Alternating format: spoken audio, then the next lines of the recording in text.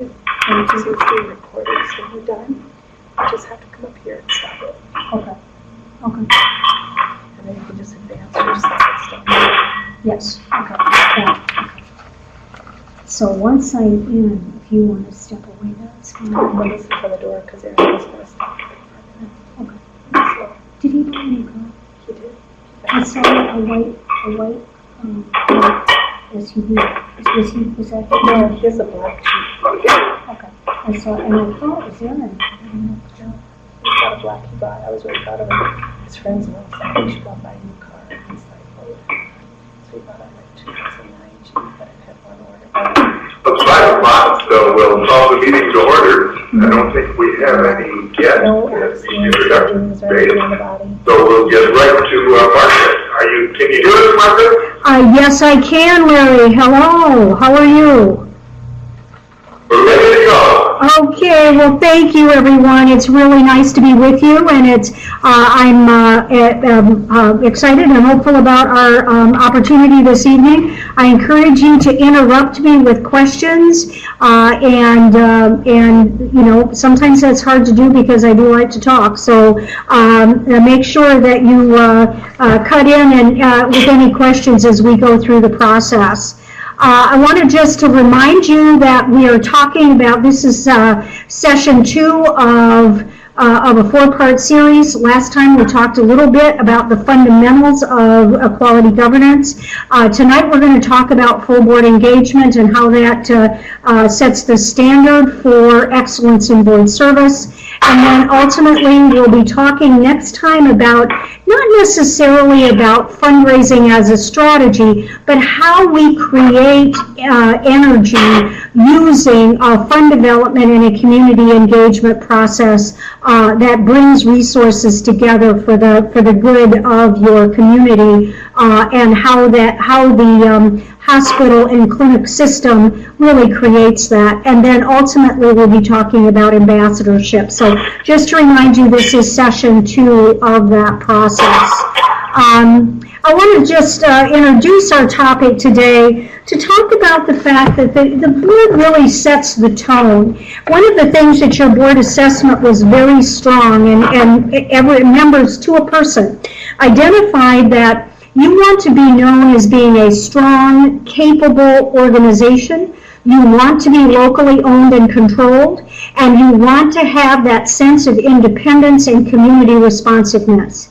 And I will tell you, it is all about attitude, how you see yourself, because the board sets the tone for both internal and external engagement.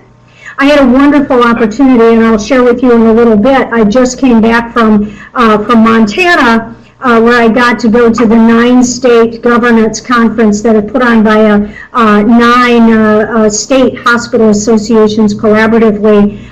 This year it was in Montana. And just to tell you a really interesting story that I think really brings home this point. I think also that as we think about meeting the changing needs of a community, that is the singular key to success and sustainability. There's that wonderful old adage that the only constant is change, and the belief that in the optimism around a change process, just because things are going really, really well, that's the time to leverage them and use them as a platform for growth and development. Ultimately, the other element I want to share with you today is talking about how employees and the medical staff are key ambassadors to the messaging. And the board sets the tone, the board sets the message. The engagement of employees and the medical team are critical, and we need to make sure as we build messaging, it supports that opportunity to leverage the power of the voice of the people who deliver the work. And then ultimately, the last element I want to talk is just to reinforce what matters, and that it's a critical board function to reinforce that effort. So let's start out and talk a little bit about what is full board engagement.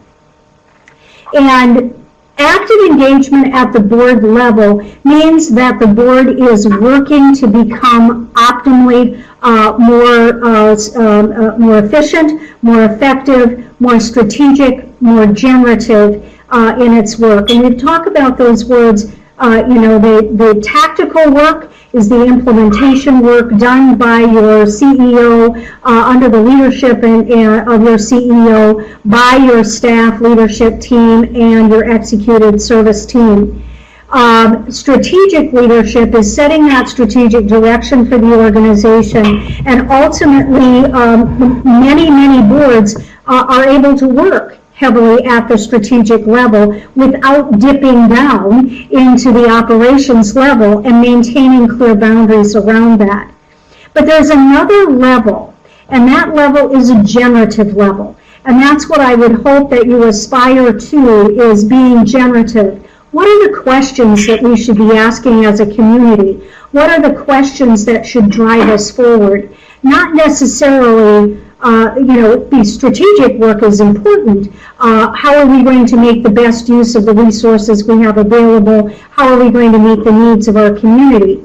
However, I think it's critically important to understand that at the generative level, the board of directors will be asking, what does our community need, and how can we go forward to move that ball forward in our community? So we have to talk about the fact that active engagement at the community level is taking that board agreed upon strategic and generative thinking and then carry that out into the community. And that's where your voices become so critical and so important, because the power of the voices that sit on your board team really maximize and multiply the messaging out to the community. And if we can get that excitement, that engagement at the community level, that creates a kind of synergy that allows for movement organizationally as you move the entire ball of healthcare delivery, and the importance of your leadership group as a board of directors really leading that effort for your community and being active, engaged resources for that community. There also has to be willingness on each of your parts to really wear the hospital hat first among equals. I know that many of you as board members are actively involved in your community in other ways. You might be active in leadership in your church. You may own a business and be an active promoter and leader of your business or your service industry. It's critical that in order for that independent hospital organizational system to flourish, every board member sitting at the table has to put on the hospital hat first, and at minimum share wearing that hat with the other hats that you're responsible to wear. It's also important that you make a commitment to your hospital and clinic workforce, and creating an environment where you're providing affirmation and reinforcement every day that the work that each one of your entire staff and your entire clinical team are critical elements for success. I had one key leader talk about engaging the medical team and the staff in the work of the hospital, and he said this is the message that every single leader needs to bring, from the CEO to every single board member, and that is that the staff make this organization work, that we are blessed to have them. We are blessed to have them deliver what is critically important to our community. That's the kind of attitudinal message that needs to come in order for full engagement to come forth. It's critical as well that we have to be willing as board members to lead change, not protect what we have. And allow me just to share a story that I heard. Again, this happened to be a board chair from a community hospital in, I believe it was in Montana, a critical access community hospital.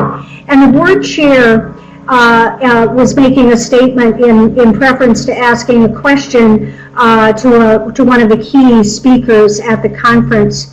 And you may know him, Dr. McKinney, who works extensively in Minnesota and is also allied with the University of Iowa hospital system and works heavily in workforce engagement and predominantly in medical team engagement. And essentially this board chair, said in stating his question that we shouldn't have to meet the needs of our entire community. We shouldn't have to do this. This should be an expectation of the workforce that comes forward.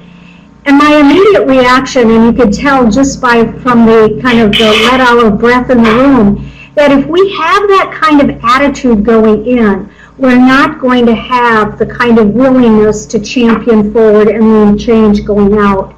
That every single board member, every single leader from the CEO throughout the entire staff has to identify the importance of this collaborative work and the willingness not to just be satisfied with the status quo, but not just be a part of change, but to actually lead that change.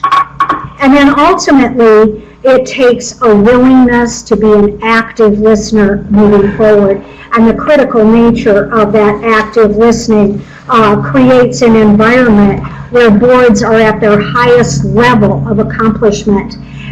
Being willing to listen, to discern, to learn, to change. Just because we've always done it that way doesn't mean that that's going to work going forward. We have to always be ready to listen, learn, and engage at the next level. Engagement at the board level looks a little bit like this, and that you have a strategic plan that clearly defines your mission, vision, and values, and that you periodically take a really deep dive look. And I know that your board is working on this exact action planning process now, and that really taking a hard look at your mission, vision, and values, and where you've been, and using it not as a touch point for growth, but instead a stepping stone for growth. Because if you think about everything that you've done that creates the kind of firm foundation that you are on, that becomes an opportunity to leap from that firm foundation and move forward, and it's defined by your mission, vision, and values, and your willingness to restate and redefine them moving forward. It may even mean that you change things up a little bit and look at the next chapter of what does the Blue Earth community or the more regional community that you serve, what is it? How is it that you present yourself? What is it that you call yourself? And how does it articulate that desired future? How does it move the ball and articulate the desired independent, community responsive organizational group that you want to be known for? It demands that you work at a higher level to promote opportunistic growth, to promote and take advantage of opportunities not yet known, and sometimes to take deep calculated risk. Instead of that attitude of our job is to protect what we have, our job is to grow what we need for the future. Creating a set of action steps that really bring the mission, vision, values, and those strategic priorities to life. We need to be pushing the envelope. And as a board of directors that wants to maintain and sustain and leverage your independent status toward a highly responsive community healthcare system that your community can be proud of, and that also promotes your community as an opportunity of choice for people, demands that you work at that generative questions asking level, not just at the strategic level. So making sure that your strategic plan includes some of those generative questions as well. And one of the things that I think is critically important around this as well is what I often hear from independent hospitals who are expressing concern around the issues of wishing to remain and have that sense of autonomy. That we have to balance that against the needs of our community and be willing to partner in all things that address the needs of our citizens, while at the same time we are committing to local control and local leadership. And we can have our cake and eat it too. And I think it's just critically important, some of the decisions you're making now. The partnership to allow you to move to the EPIC platform is a classic example of partnership. You can maintain local control and local leadership while at the same time partnering with a resource entity that will bring you a critical feature of service delivery in the next generation for your organization. So, very importantly, there's also the necessity that you have to have a willingness to commit to leading well as a board, and that means moving the ball even when we think, oh my gosh, do we have to continue this pace? The answer is yes, we do. We have to look at involvement and engagement at the community level from the lens of what first always, and I would encourage you to make this a mantra at your board meetings. What is good for the patient should be the preliminary methodology for your decision making and problem solving and your generative discussion. Because your patient population, and when that patient is that patient at all, and that patient population is changing, we need to stay on top of that. And so as we ask ourselves any question, what is good for the patients, means that we are mission driven. And then ultimately, as an expansion of that mission definition, what is good for our community? How is it moving the ball on the economic, social, and well-being elements of our community as a whole is part of the commitment we have to that local ownership. Because that's what contributes to a sustainable future, is that we are paying attention to the needs of our community, and that creates our sustainability, creates our power center and our structural independence center that allows us to keep our community vibrant and growing forward as we work together. We also have to work together, and this is one of the things where I think you already do exceptionally well, so I simply want to reinforce that you are actively engaging at the public policy level, within your community, at the state level, regionally, and nationally. You are doing that work, and I know that many of you actively engaged with your governance conferences at the Minnesota Hospital Association level, your CEO actively engaged in public policy development at the state, regional, and national level, and also several of you as board members actively promoting leadership and leadership development. You need that active development at the state level with a commitment for learning and growth. And I state this because I believe that you are doing this exceptionally well, and that openness to be a role model for rural healthcare delivery ideas. Nothing is more powerful than being a role model for change for your state, and you are poised and have already been lifted up as a role model. And that requires then disciplined self-evaluation, and also being willing to blow your own horn sometimes and be excited about some new initiatives that you're doing and the emerging healthcare models that go forward from that.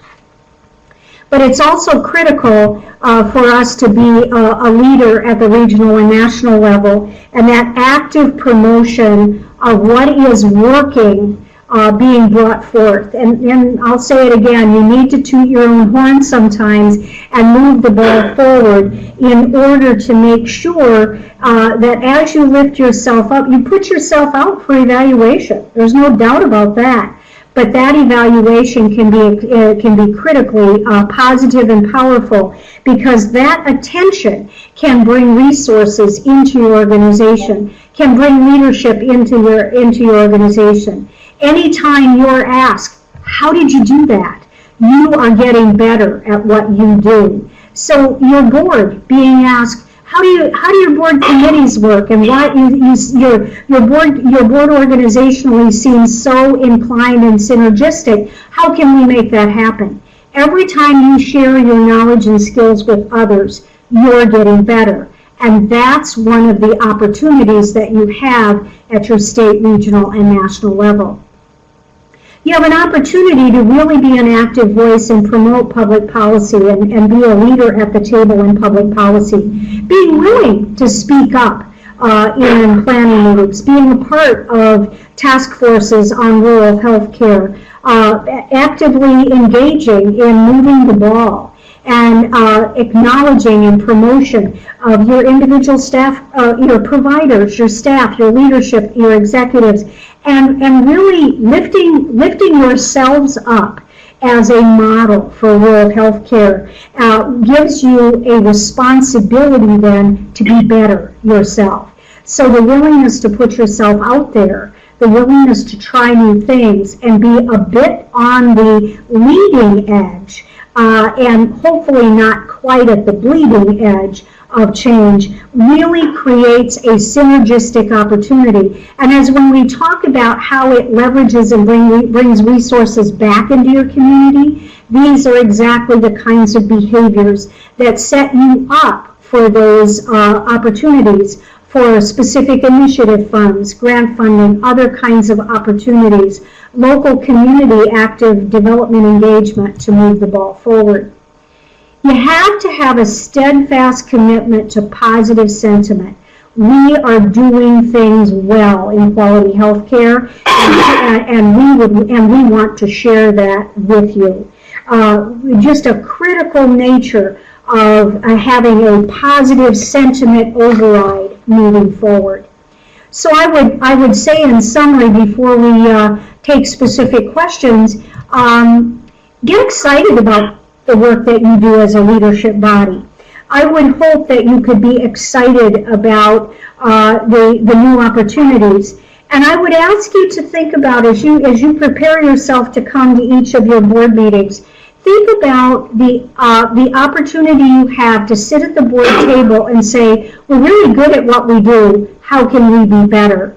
In lieu of, how can we protect what we have?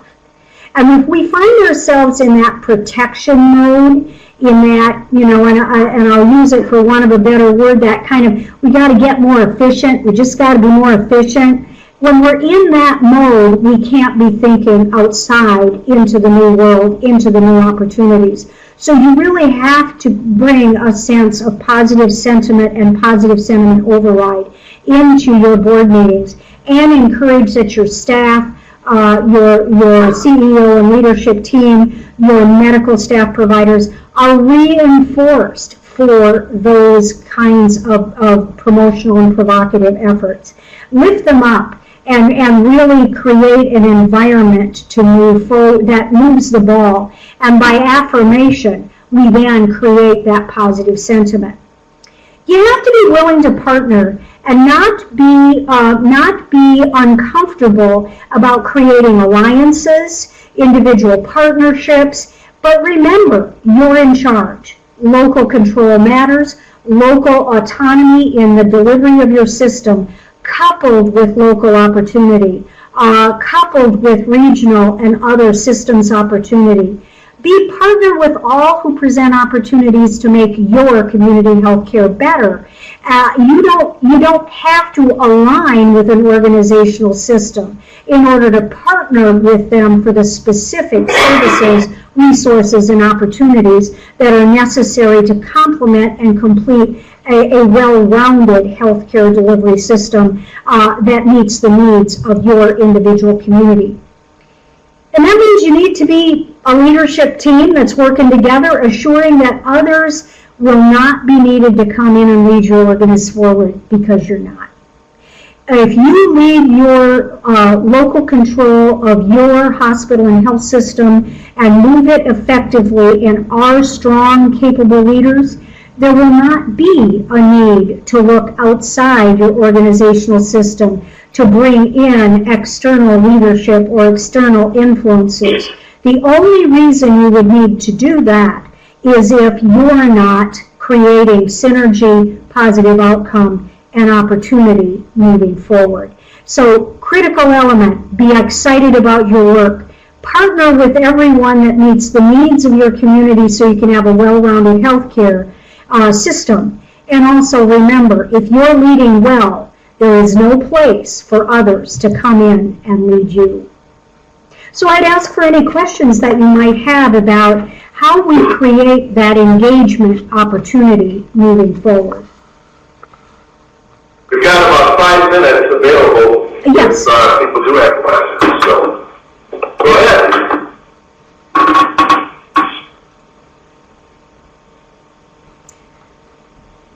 One question I have is how do board members become identified with the hospital in the community? Like if they see you, they're going to think of Blue and Drug. If they see Doug, they're going to think of the law office. They're wherever you work. Now, if they see you, how do they think of the hospital? Well, I will tell you there are 3 critical ways a board member can walk out, put on the hospital hat, even though they're already wearing their other hat somewhere. And that is simply to tell people about it. Let me tell you, and this is where an opportunity, and I would encourage you as a board and encourage your CEO and leadership team, get some good stories. Have some really good stories out there so that you can tell them.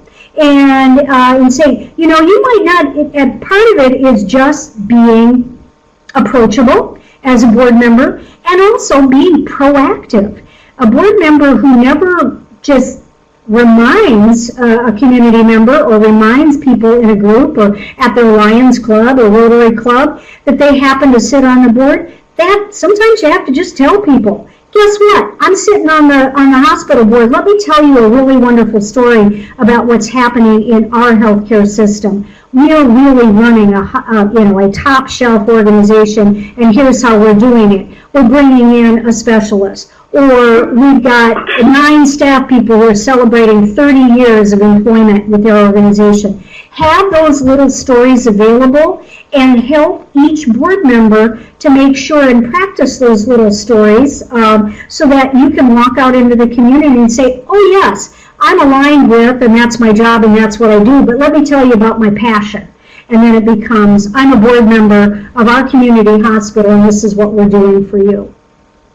So it's really about being a little pushy, being a little bit proactive, and a little bit self-congratulatory when you're out there because you're excited and want to tell people about all the good stuff you're doing. Any other questions? Good stuff, Margaret. Thank you so much, and do your work, and you are fabulous at your work, and I know that your hard work is already paying off exceptionally well, and now's an opportunity to create that platform so that you can jump even higher to the next level of locally delivered, locally controlled, but very comprehensive quality health care. Thank you very much for your time tonight, and I'll be with you again next month. Hey, see you then. Thank you, Margaret. Bye. Thank you. Thank you. Okay, we'll move on to approve our agenda. Take a look at the agenda.